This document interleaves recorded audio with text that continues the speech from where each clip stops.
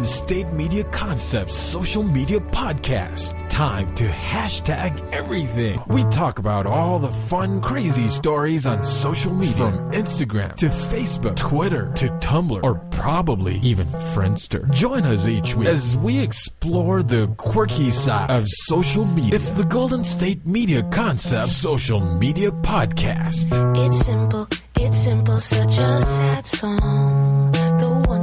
The one that we rely on to get us to.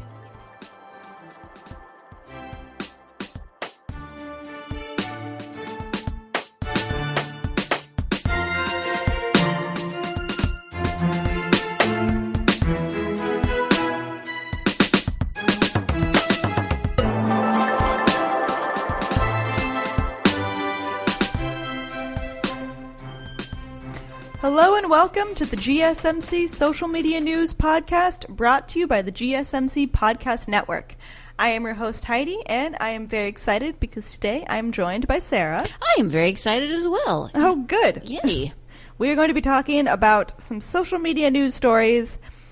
The first one, I have to say, I am not excited by, mostly because of the sort of debate that has come up related to this. It's kind of funny, I guess, but also just bad behavior. That's kind of, I guess, sort of the theme of the show, is just bad decisions. Oh, dear. Like, why'd you have to post this? Yeah, why did you put it? I think that a lot. I mean, I guess it is social media, so there's a lot of, why did you do this? Yeah. Not everyone needed to know, but now we do. Now we do. So there's no going back. So this first story is about Miley Cyrus's mother, who is Trish Cyrus, and a photo that Trish has Tish Cyrus, no R, and something that was posted on social media about Tish Cyrus has gotten sort of like sparked a debate about white privilege related to very large amounts of marijuana. I saw this. Yep. Yeah. Yep. Not a great choice to post. So Miley Cyrus's mom has inadvertently sparked this debate, and it happened after Tish posted a photo of her, or, well, I guess she didn't post it, but it's a photo of her posing in front of what appears to be several massive bags of marijuana, like the size of her head. Yeah, they're huge. Yeah. It started when her husband, Billy Ray Cyrus, I don't know if he took the photo, it's not really clear, but he posted the photo to Twitter and Instagram. It showed her, it kind of looks like a safe, sort of, and it has like a refrigerator-sized safe, kind of. Yeah, something. Yeah, it has like 16 bags of pot in it. Again, roughly like the size of her head. And then the caption written by Billy Ray Cyrus says, "Yes, like I said yesterday, Tish Cyrus, oh my, how the times they are a-changing. Hashtag crazy mama." Yeah, it's not even a super clever caption. Well, no. But, you know. The Cyrus family, they have been pretty open about their recreational marijuana use in the past. Miley told the Tonight Show host Jimmy Fallon that she's an avid user. Still, it was kind of weird to see, like, this post, you know, like, just so much pot in one photo. Yeah. Tish responded. She said, "First of all, my husband, Billy Ray Cyrus, is insane. Second, this picture is also insane. And third, this is not my weed or my house." Then she goes, "Ha ha ha. But if it was, that would be amazing for so many reasons." Kind of saving yourself. Sort of. Sort of. Calling your husband insane. Yeah. I mean, sort of trying. Yeah. Halfway. Interesting. Yeah, the explanation didn't really satisfy a lot of people, as you can imagine. People took to the comments to argue that people of color are often jailed for having small amounts of pot on them, while the celebrity family gets to pose with a large amount of pot, really with no consequences. Yeah, the Twitter comments were... some of them were very on point. Some of them were, you know, not so on point, but yeah. Let me read some of those comments. One of them said, "Now speak out about all of the people, mostly black and brown, sitting in prison for possessing or selling less than one of these bags." Another one said, I get people are excited that it's being decriminalized, but so many people are still incarcerated and families torn apart for a small portion of what this locker contains.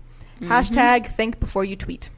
Yeah, I mean, really, we should all take that to heart. Think before we tweet. Yeah. Please do.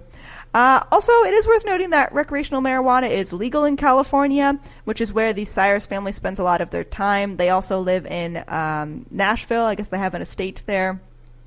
It's unclear where the photo was taken, and California's weed laws provide for a limited amount that any private citizen can possess at a given time.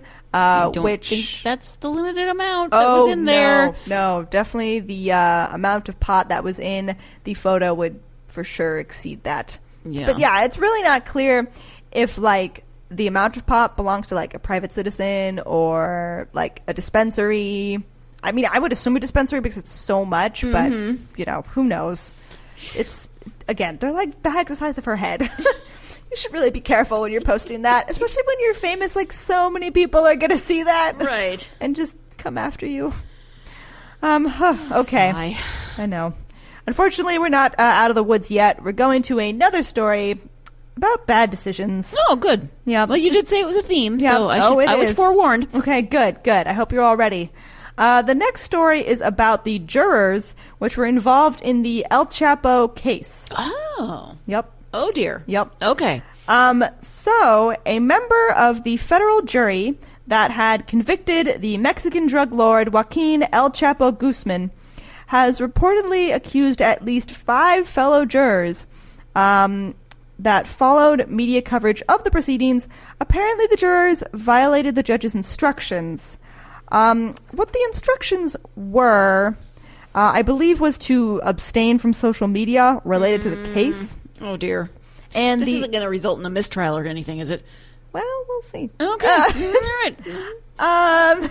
Just to really set us off on a pleasant course. Yeah. The unidentified juror told news outlets that fellow jurors apparently checked Twitter and other media outlets for reports on the trial. Oh, jeez. Which, I mean, really, you're gonna put the case in jeopardy, like that type of case? Yeah, really? Major case. I know.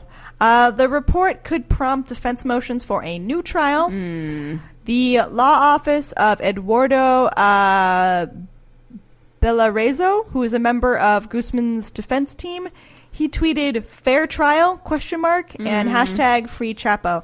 Also interesting that the jurors are being in trouble for social media and then the lawyer is tweeting. Yeah, it's kind of funny. The world we live in. Yeah. I mean, they shouldn't have done it, but it's pretty funny. I mean, he can use Twitter if he wants. It is the irony. No, yeah, it is.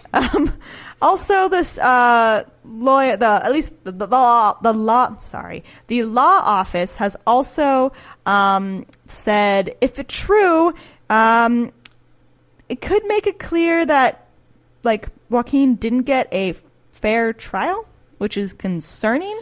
Because if they're claiming that the use of social media means that El Chapo did not get a fair trial, then that will probably go into a mistrial. Yeah. Which is not good. Also, another lawyer on Guzman's team said the defense team was deeply concerned that the jury might have ignored the district judge, who is Brian Cogan's warnings about social media. Again, why would you do this? This is a quote. More disturbing is the revelation that the jury may have lied to the court and had seen some deeply prejudicial, uncorroborated, and inadmissible allegations against Mr. Guzman on the eve of the beginning of jury deliberations. Not good. No. I believe that is from a lawyer on Guzman's team. Also, they continued, above all, Joaquin Guzman deserved a fair trial. Which, I mean, I guess. Okay, yeah. The justice system. Yes, he did. But also, there's so many things we could say about that. Yeah, okay. Well, anyway, it's El Chapo.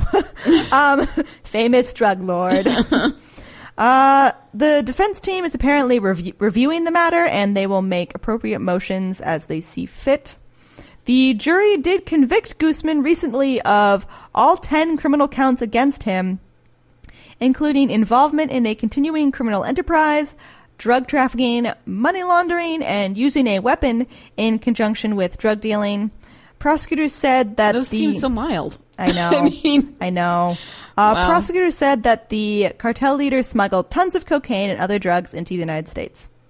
I'm surprised not murder. Yeah, well, I mean, probably his defense team did a good job and made sure that wasn't a part of the convictions against him. Alleged murder. Right. Right. Right. Cartels coming Sorry. after you. Alleged. Right. Let me put that on record. Yeah. Alleged murder, in case anyone's coming after me. In case anybody is listening to this podcast involved in El Chapo's. Yeah. Right. Whatever. Anyone who's part of El Chapo's gang who probably listens to our podcast, come after us. Good taste, by the way. Yeah, good choice. I guess. I don't know. Except you I don't know beat what a to say drug about gang. So I question your other methods. choices aren't good. Exactly. Yeah, this is the only good one. Okay, continuing. Also, the conviction means that the defendant, Guzman, who has gained international notoriety from 2 Mexican prison escapes, he faces life imprisonment in the United States. He also has had very elaborate prison escapes. Like, I saw a special. I'm sure a lot of people who have followed the trial or know about El Chapo know this, but he had, like, secret passageways under, like, a bathtub or underneath, like, stairs, like speakeasy level of escapes, which is very strange. But yeah, he also escaped 2 prisons. Which should have been on the show Prison Break. I know. Well, then they would have known his methods. If he does go to jail, he is 61, by the way, he would be sent to the so-called Alcatraz of the Rockies, which is the Supermax federal prison in Florence, Colorado. The high-security inmates include the Unabomber Ted Kaczynski, Boston marathoner, okay, I'm going to try, Dazokar Tsarnaev, the September 11th conspirator Zacharias Moussaoui, and Oklahoma City bombing accomplice Terry Nicholas. I apologize if I said any of those names wrong. But they are all at that Supermax prison. If Guzman went, he would be at the same prison as them. And I feel like, I hope they keep them well separated, because I feel like that number of people could just come up with some really not so good plans. Oh, yeah, that'd be quite a television show. Yeah. I would assume, I think they're all in, like, solitary. I don't know. I don't think they're mingling much. I hope not. Yeah, you would really, I feel like if they were, we would have heard about that by now. There would have been some sort of attempted, I don't know, prison escape or plotting. Some other terrible thing. Yeah. But anyway, apparently Supermax prison, so hopefully they wouldn't be able to escape. Anyway, and I mean, I don't know, how far is Colorado from here?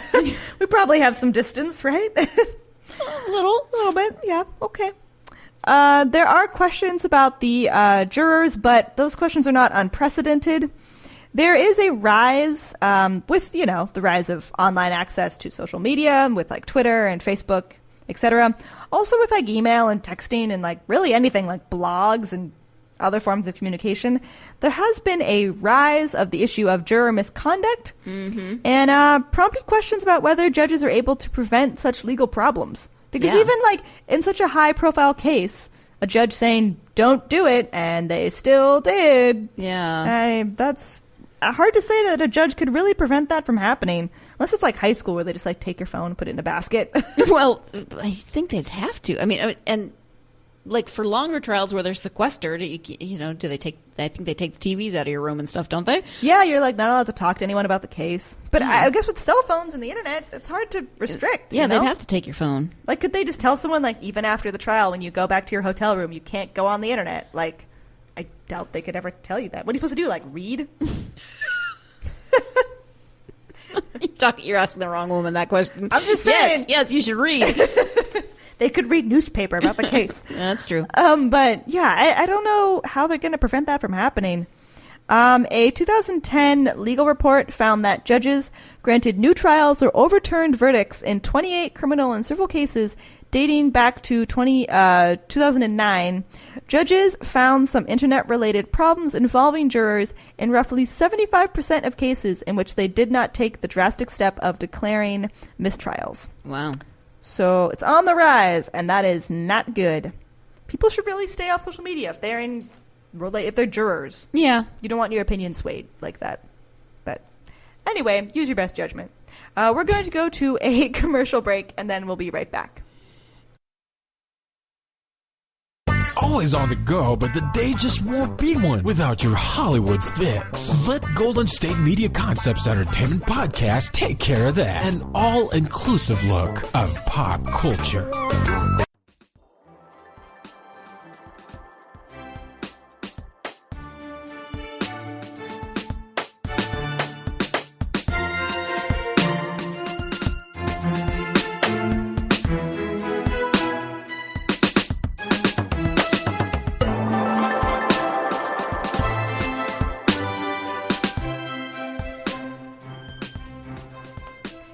Welcome back to the Social Media News Podcast. We are continuing to share some social media news stories. The next one is, this is not necessarily bad decisions. I mean, it's kind of bad decision, but it's kind of about getting lost. Specifically lost in a city. Oh, yeah, me too. However, this is about a hawk. Which neither of us are. But, we can share about getting lost and confused in a city. What happened was social media helped an injured bird because apparently Madeline Weatherhead was walking through downtown Manhattan in New York City when she saw an adult female raptor. I don't know how she would know that it was a female at the time, but a raptor. Coloring. Oh, you're right. I guess I wouldn't be able to recognize that it's a male or female hawk. Well, males usually have the brighter coloring, so if she was like, but I mean, raptors I feel like have more drab coloring anyway, but whatever. Maybe she's just a bird expert. Potentially. Or she asked someone. I don't know. But she saw this bird sitting on the sidewalk in front of a restaurant, which is a very strange place to find a bird just in New York City on the sidewalk looking at a restaurant. Well, it's a pigeon, but a raptor, true. yeah. Yeah, I mean, I don't think it just wanted to go in. Just wasn't waiting for its reservation. I'm not sure. The bird, Weatherhead said the bird looked disoriented. It was just staring off and wasn't even paying attention to the fact that there were people really close to it. She spoke to the restaurant staffers. They said that they believed the bird had become stunned from flying into the window, which is sad and happens all the time to birds. Yeah. Keep your window slightly dirty, people. Or you could put they have like those stickers, decals, to put in like to make sure the bird it looks like a shadow of a bigger bird. Granted, it's a raptor. I don't know if that would really make a difference, but potentially. I mean, they could have tried. But luckily the bird didn't die. It just was like stunned and standing on the sidewalk, like a lot of people who probably visit New York, just stunned and standing on the sidewalk. Yeah. So apparently, Madeline called the Animal Care Center of New York City, only to have the line go straight to voicemail. She didn't want to leave the raptor on the sidewalk, which that's very good of her. She snapped a photo and posted it on social media asking for help. I guess a lot of viewers responded, and they had suggestions for various animal rescue organizations in New York. The Wild Bird Fund retweeted the photo and tagged the NYPD's 1st Precinct police officers. And shortly after the Wild Bird Fund retweeted the photo, officers Maxwell Outson and Joseph Balomo arrived on the scene with an animal crate and a rescue kit, and they managed to wrap up the injured bird in a blanket and put it into the crate, and then transferred it to the Wild Bird Fund facility. And there's some fun pictures of them posed next to the bird. You can see them trying to get the bird into the crate, which kind of looks like a dog kennel. But the bird is clearly confused about, it's just looking at them, not sure what's going on. But clearly it was stunned because it wasn't going away. And they were able to get it inside the cage, which, good for them.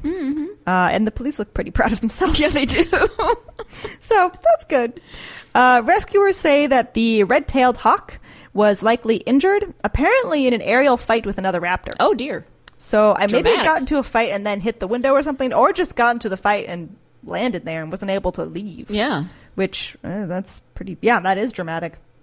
The red-tailed hawk is recovering from its injuries, and if its health fails to improve, the rescuers say that it will be transported to the Raptor Trust in New Jersey. Oh, I hope its health does not fail to improve. Go, little raptor, you can do it. I hope that it can heal and not be, I don't know, that it can be free. Yes. To go about its life and have more aerial fights. Which sounds pretty cool. Well, I don't know about that. True. Maybe seems dangerous. Maybe it should avoid it. Maybe it's scarred, but, well, it's probably scarred. Huh. But, to avoid. I understand. Thank you. Okay, going on to our next story. This is just another one about bad decisions. Or at least, I guess maybe bad behavior and bad choices. This is about some hackers. Okay. And these hackers took control of a Tampa mayor's Twitter account and announced an airport bomb threat. Oh, come on, guys. Not good. Not good. And I say guys in just a general sense. Sorry, right. Yeah. folks. Good call. Good call. You all. Right. According to police, a hacker took control of Tampa Mayor Bob Buckhorn's Twitter account on Thursday and spewed racist slurs and apparently posted child pornography and made a bomb threat. Come on. I know. That's terrible. That's worse than just, I don't know, saying mean things. Apparently, Buckhorn, who is the mayor, the Twitter feed has more than 50,000 followers. All of his tweets were later removed, though, for obvious reasons. Well, yeah. And then I have a quote here from the city officials. Their Twitter page, it said, "Earlier this morning, we noticed someone hacked Mayor Buckhorn's Twitter account. This was clearly not Mayor Buckhorn." I would hope not. Yeah. Upon noticing the hack, we immediately began investigating these reprehensible tweets. I mean, yeah, I would hope they would look into that because that's terrible. Yeah. And I guess they wiped all of the tweets. It sounded like not just the ones that were super bad, but also like maybe other things that he had tweeted. I don't know. Oh, maybe that just he himself had tweeted? Potentially. Oh, interesting. I think they didn't specify, so maybe just like a clean slate. I don't know. The Tampa police are investigating, and city officials urged residents to take routine safety measures such as changing passwords. Mm-hmm. Yes, especially if you're in public office. Please change your passwords. You're definitely a target. Yeah. For sure. I mean, yeah, I should probably change my password more. Now that I'm reading this, Yeah. I should probably do that. It's so important you wrote it twice. It's very important. I am concerned. I mean, well, I'm concerned about I don't think I was thinking of a target as like a mayor. Right. But I don't think anybody wants to hack my Twitter. No. I can't remember the last time I tweeted. I don't even have a Twitter. They don't want to hack mine. No. It If doesn't they exist. did, you'd be like, wait a minute. Yeah. I know that's You guys not me made me because a I Twitter? don't. Yeah, exactly. You made me a Twitter and started tweeting bad things? Wow. Yeah, that'd be That's a lot commitment. of work. So the mayor's Twitter account, it was seized at around 4 a.m., apparently, according to news reports. And I guess there was like a post that said, it said, oh God, this is stupid. It said who they were hacked by. Jeez. So it said like hacked by, and then it gave all of the accounts. One of which is at sheepkiller69. I mean, so you can pretty much tell the level of... Yeah. Wow. The maturity. Thank you. One of them is Mezoid. Another one, how would I even say that? I don't even know. Something swag. Oh. Yeah. Anyway. And sheepkiller69. And they said, you can't touch us. And then followed by a racial slur. Oh, gosh. I guess the hackers claim to have planted a bomb at Tampa International Airport. It said, this was them posing as the mayor. I guess it referred to the airport, like Fly Tampa. I have hidden a bomb in a package somewhere at the Tampa International Airport. Oh, God. Looking forward to seeing some minorities die. Jeez, Oh, people. That's terrible. Officials said the threat wasn't credible, but they had still taken appropriate action to ensure passengers' Well, I would safety. hope so. Yeah, I mean, also hackers posting their names. I mean, they're probably not easily tracked back to those accounts. I would assume. Unless they're really, really stupid. Yeah, really dumb. I mean, that's. I guess they're hackers. I would assume they can't be that dumb, but like. That's also kind of stupid. Yeah. I don't know really why you would do that, because they can still track you down somehow. But, Well, I hope you so. know. Yeah, well, I'm sure. And they're going to take appropriate measures, I'm sure, to make sure that doesn't happen again. And I wouldn't be surprised if the mayor just left Twitter, to be honest. I wouldn't blame him. Yeah, I kind of maybe would. I mean, I'm not on Twitter, so I've obviously left. But, Yeah. yeah, I wouldn't be surprised. Good luck to the police trying to track that down. And I feel bad for the mayor. I don't know anything else about him besides that. Me either. So, good luck. Our next story is about Facebook. And I've obviously talked a lot about Facebook on this podcast. It is related to a recent ban that they had for several groups that were on Facebook. I also feel like Facebook has come into the news so much because of things that they either are or are not doing, like not taking care of privacy of people, versus like, maybe they're not watching the privacy of certain groups, as I talked about on a previous episode, but then they're also not taking appropriate action against those who may be not great forces on social media. And they've really been accused of both, from either banning people or not banning people. I feel like Facebook has made many mistakes. Yeah. Apparently, Facebook has targeted dangerous armed groups in a latest of bans with groups that are in Myanmar. They have banned 4 insurgent groups that have been fighting against the Myanmar military from Facebook, and they said that it was to prevent offline harm by removing groups it branded dangerous organizations, which, yeah, probably a good idea. The social media giant has said that it removed hundreds of accounts, pages, and groups for link to Myanmar's military or misrepresentation since last August. Interesting.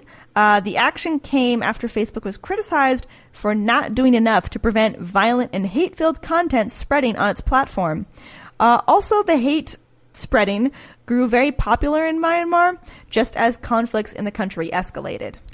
Which makes sense. I mean, I feel like social media can really be like the pulse of events going on. And if you feel like, I could see that, like it follows a violent attack or some sort of violent action. Right. You could see like the Facebook energy turning in that way, especially in these groups or in a lot of these accounts. They banned a lot of people's personal accounts. So it feels like they were potentially tracking it and then didn't do anything until August, which now I just feel like I need to go figure out what's going on in Myanmar that I don't know enough about. Yeah, I mean, apparently a lot. Yeah. But hopefully not as much on Facebook anymore. We're going to take a quick break, and then we'll be right back and keep talking about some more social media news. Tired of searching the vast jungle of podcasts? Now listen close and hear this out. There's a podcast network that covers just about everything that you've been searching. The Golden State Media Concepts Podcast Network is here. Nothing less than a podcast bliss with endless hours of podcast coverage. From news, sports, music, fashion, cooking, entertainment, fantasy, football, and so much more. So stop lurking around and go straight out to the Golden State Media Concepts Podcast Network. Guaranteed to fill that podcast itch. Whatever it may be. Visit us at www.gsmcpodcast.com. Follow us on Facebook and Twitter, and download us on iTunes, SoundCloud, and Google Play.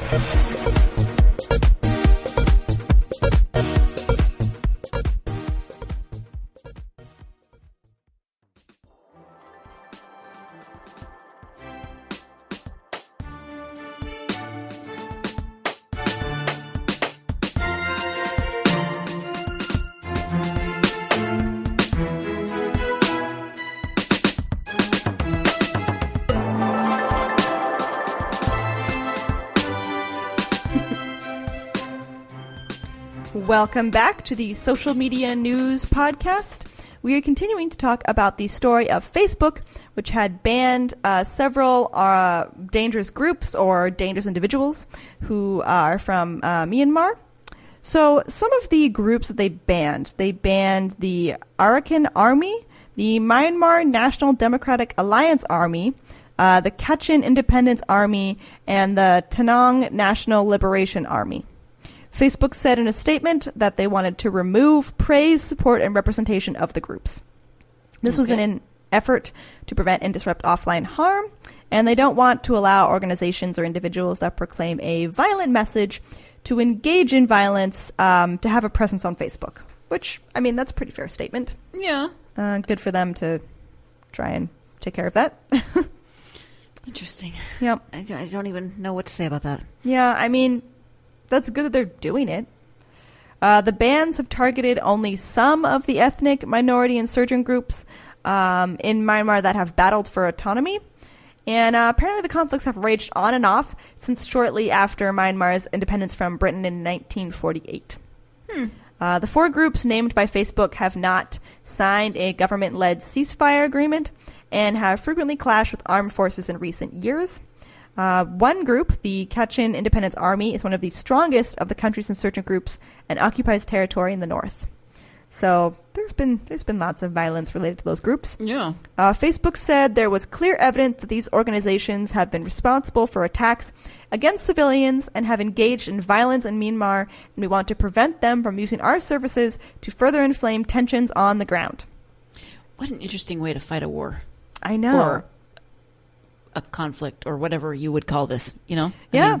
I mean, a lot of times are changing. Yeah, a lot of movements are connected to social media. Yeah. Like the Arab Spring. Yeah. Some accounts related to Myanmar's armed forces were first removed last August after a UN fact-finding mission called for top Myanmar generals to be prosecuted for what it said was a campaign of mass killings and gang rape against the Rohingya Muslim minority. And apparently it was carried out with genocidal intent. So that's not uplifting. No. The military led a crackdown on Myanmar's Rakhine state in response to attacks by insurgents, and it pushed more than 730,000 of the Rohingya to neighboring Bangladesh. Wow. So there's been a lot of pressure from all different sides. I feel like Facebook has been feeling a lot of that pressure to make a decision, to make a move, to do something, to ban groups, or just to stop violence on social media related to the groups and related to Myanmar.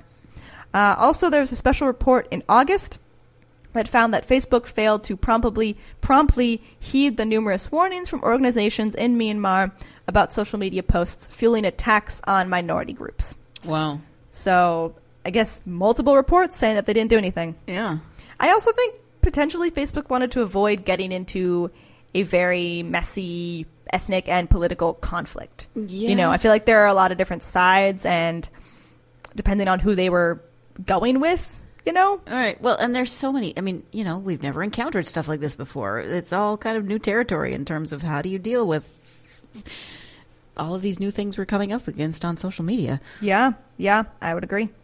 I think it's good that Facebook did something, but yeah, it's a complicated issue. Mm-hmm. So that brings us to the end of our episode. Thank you so much for listening, and please tune in to the next Social Media News podcast.